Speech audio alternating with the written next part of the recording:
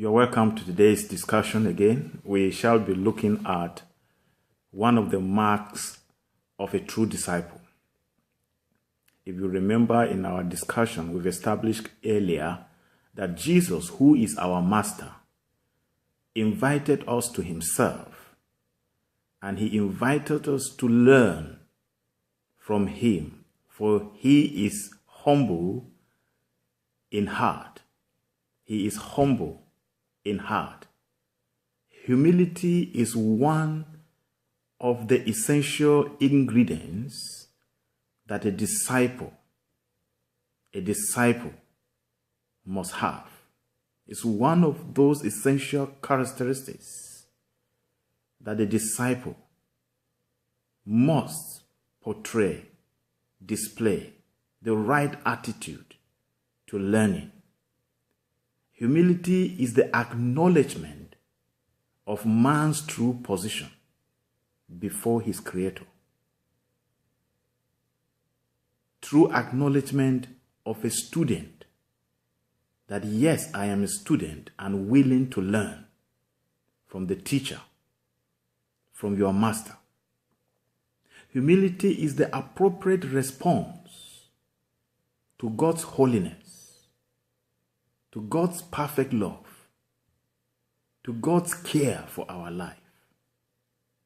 It is the justified appraisal, right appraisal of our God-given talents and responsibilities. When you can assess yourself and establish whether God is pleased with you or not, and seek consistently and daily to please God in all you do, the way you use your spiritual gifts and your talents. It is a divine requirement. It is not what you naturally or humanly speaking would like to do. The quality of a humble man include modesty, as we saw in Daniel chapter 5. If you read verse 16 to 17, you will see. Another quality of humility that must be displayed in the life of a disciple is the quality of submission, submissiveness, as we saw in Jesus' life, where things got to a point he had to say, not my will, but yours, to the Father. Humility involves and requires meekness, is displayed in meekness, as we saw in Moses, in Numbers 12, verse 13. Humility is also displayed in teachability, being willing to be taught, being humble to receive instructions, as we saw in Mary, even when things were looking unconventional, untraditional, she was willing to receive instruction, to be a mother of Jesus. It involves service. It's displayed in servanthood, like Paul in Acts 20:19. We need to know that it is not how much activities we carry out as students or as disciples of Jesus that attracts the teaching.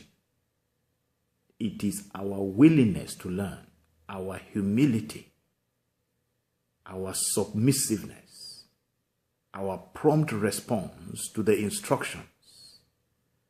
That is very important to the master. A very good disciple should be a humble student, a humble disciple.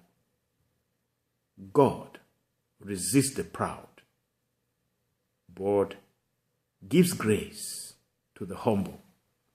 May God teach us how to be humble in this society that is very proud.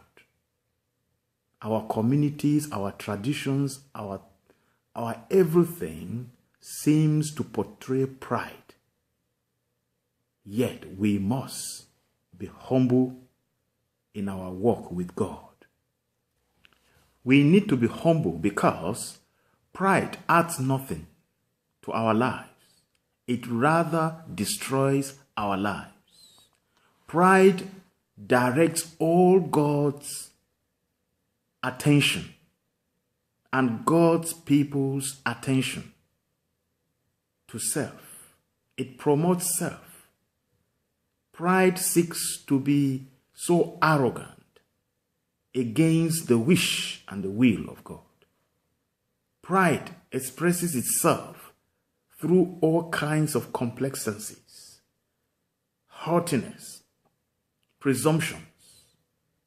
It becomes so jealous. It is contemptuous.